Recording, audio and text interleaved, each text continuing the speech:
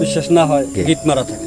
আল্লাহর রহমতে আমার এই গামছাটা আমার কাছে যখন থাকে ক্ষতি করতে পারবে না। আমার মনে হলো যে আমার পিছে পিছে কেউ আসতেছে বলতে একবার আমি একদম কনফার্ম শিওর যে আমার সাথে সাথে সে আছে। তার সাইড আমার উপর দিয়ে যে ড্যামে রাস্তা করতেছে। তোর ভয়ের কোনো কারণ ছিল না, তুই ভয় পাইস রে, যা আল্লাহ ভরসা শুয়ে থাকে যা।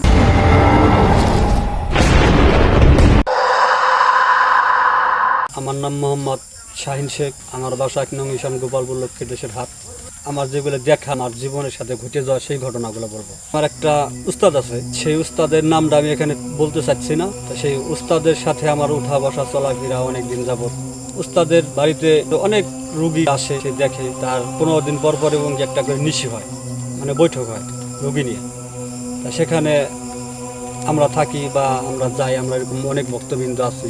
হয়তো আমার বয়স ছোট হতে পারে, কিন্তু আমার উস্তাদের কাছ থেকে শিক্ষাগতভাবে কিছু কথা অনেক বড় মাপের, সেজন্য তার কাছে আসা যাওয়াটা করি। তা বিষয়টা তার উস্তাদের বাড়ি যখন যাই আমরা, সারা রাত ব্যাপী এমন আছে রাত পোহায় যায়, আজান পর্যন্ত আমাদের রোগী দেখতে হয়। আবার কিছু কিছু দিন আছে রাত ১টা ২টা ৩টার ভিতরে শেষ হয়ে যায়, তখন একা একা বাড়ির দিকে আসতে হয়। তাই মাস দেড়েক আগের ঘটনাটা।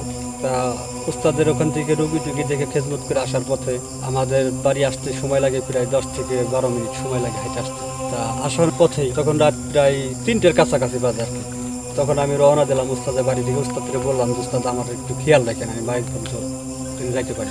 সে বললো যা, আল্লাহ বড় সমস্যা নেই যা। তা আমি উস্তাদের বাড়ি থেকে বাইরে এলাম। বাইরেনের পরে আমার মনে হলো যে আমার পিছে পিছে কেউ আসতেছে বলতে একবার আমি একদম কনফার্ম শিওর যে আমার সাথে সাথে সে আছে। হয়তো সে আমার আগায় দিতেছে, না হয় আমার ক্ষতি করার চেষ্টায় আছে। তা প্রথমত মানে আমি এরকম একটা ভয় ফিল করতেছি ভিতর থেকে।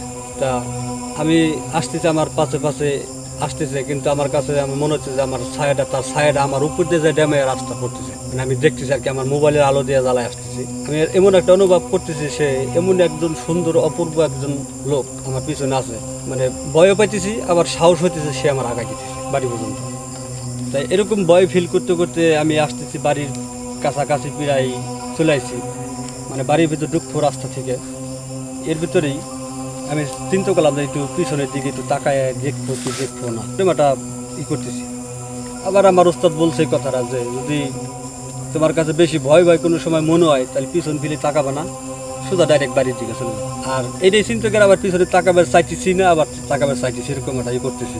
চিন্তা করলাম যে না, তাকাবোই না, যাওয়াই বাড়ির বাড়ির ভিতরে পড়বেই আমার কানে একটা শব্দ এলো যে তোর ভয়ের কোনো কারণ ছিল না, তুই যে ভয় পাইছ আর ভয় তুই পাইস না, বাড়ি পর্যন্ত তোর আগায় দেওয়ার জন্য আমি আইছি একজনের হুকুম, তুই ভয় পাইস না, যা আল্লাহ ভরসা শুয়ে থাকে যা।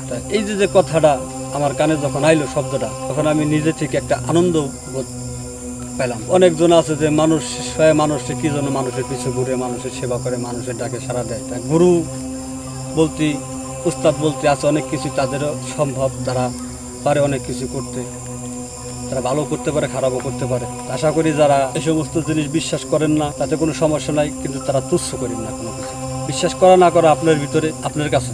তবে আল্লাহর রহমতে বিশ্বাস না হয়, দেখবেন আমার দুইটা গামছা আমি ব্যবহার করি। আমার একটা গামছা সব সময়ের জন্য যে আইসিলি বাঁধা থাকে, গিট মারা থাকে। দেখেন ক্যামেরায় দেখা যায় কিনা।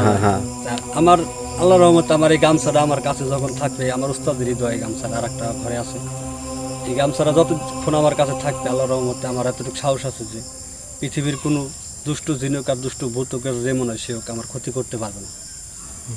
এতটুকু আমার ভিতরে সাহস আছে, এতটুকু আমার দীর্ঘ বিশ্বাস আছে। তা যেইভাবে রাত বিরাতে চলাফেরা করেন, যার যার একটা উস্তাদ আছে, যার যার একটা গুরু আছে, তারই স্মরণ করবেন সবসময়। তার সাথে সর্বপ্রথম স্মরণ করবেন আল্লাহ তাআলা, যে আপনার সর্বদা সব সময় আপনার ভিতরে বিরাজ করে। তারপরে আপনার উস্তাদ, গুরু, মা বাবা সবাই স্মরণ করবেন। আল্লাহর রহমতে কি আপনার ক্ষতি করতে পারবে না।